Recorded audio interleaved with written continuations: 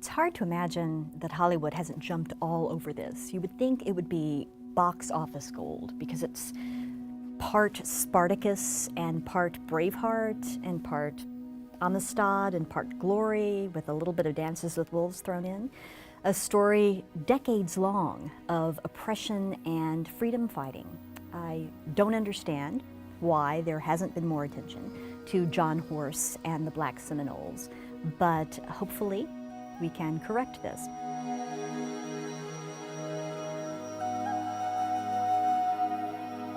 John Horse and the Black Seminoles deserve to be remembered for a number of reasons. They created the largest haven in the U.S. South for runaway slaves. They led the largest slave revolt in U.S. history. They secured the only emancipation of rebellious slaves prior to the U.S. Civil War, and they formed the largest mass exodus of slaves across the United States, moving from the Florida Everglades through Indian Territory, what would become Oklahoma, eventually locating in Mexico, where they secured title to their own land.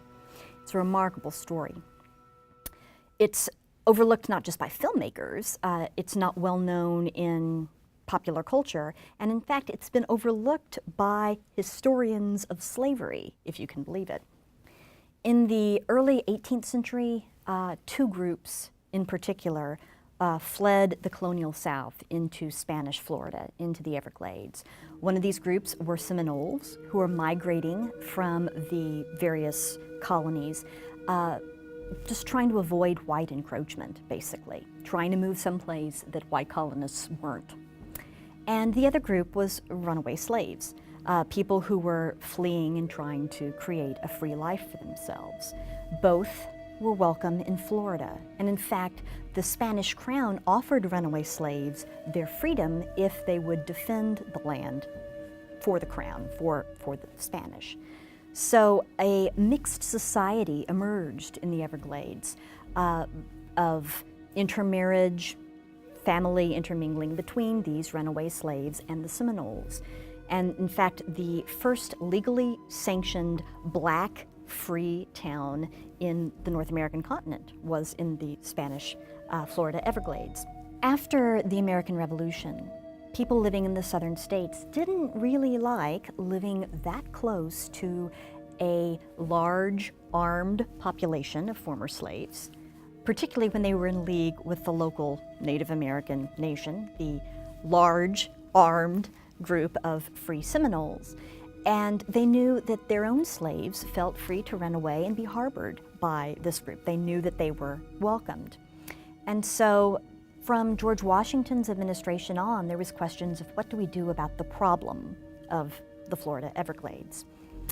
In 1818, this was James Monroe's administration, General Andrew Jackson actually moved into Florida, invaded it, not authorized to do so. He was actually pursuing justice against those who'd attacked Fort Scott in Georgia, but he did it anyway. He went into Florida and claimed it for the United States. When he seized the peninsula, he took the opportunity to execute some of the people who opposed him and also to clean out some of the areas of former slaves and Seminoles because he felt that this would make it better for annexation. The United States then soon actually bought Florida from the Spanish. When Jackson became president, he decided to make sure that the black Seminole communities were moved out by force. So he pursued this in his policy, his larger policy of Indian removal. This led to the Second Seminole War, which was 1835 to 1842, and became the largest and costliest of the so-called Indian Wars. Because the two communities were tied together, that is, the former slaves and the Seminoles, when the Seminoles were attacked in the Seminole War, this led to an uprising of the former slaves. In April of 1836, Black Seminoles and their Indian allies moved together to create what was the largest slave rebellion in U.S. history. This wasn't just a matter of runaway slaves.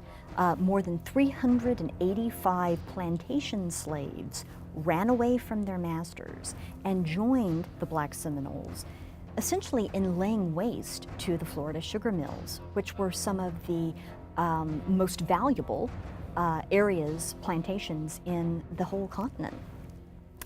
One Seminole leader at the time was the leader Osceola, who is justly remembered by history. Another leader who rose up at this time was John Horse, who was ethnically a Black Seminole, and who would ultimately lead his people on a long and trying exodus for their freedom. In 1838, John Horse and the Black Seminoles agreed to stop fighting the U.S. government in exchange for moving to what was then considered to be Indian Territory, which is now today the state of Oklahoma, and for legal recognition of their freedom. So despite the fact many of them were runaway slaves, they would have the opportunity to start over again as free individuals. Once they moved from the Everglades to Indian Territory, however, they found that their freedom was under attack, both by whites and by other Native Americans.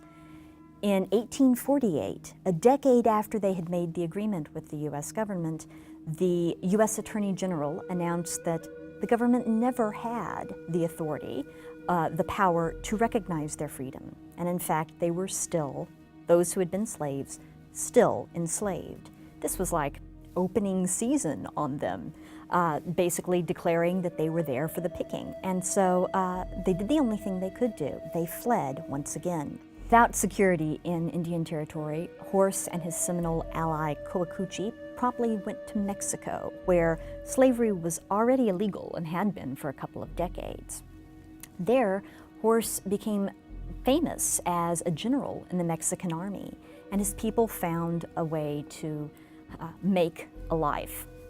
Once they relocated to Mexico, things changed. When slave catchers from the Republic of Texas went over the border to try to find the runaway slaves, now free men, they met resistance not only from the Black Seminoles, but also from the Mexicans and the Mexican army itself.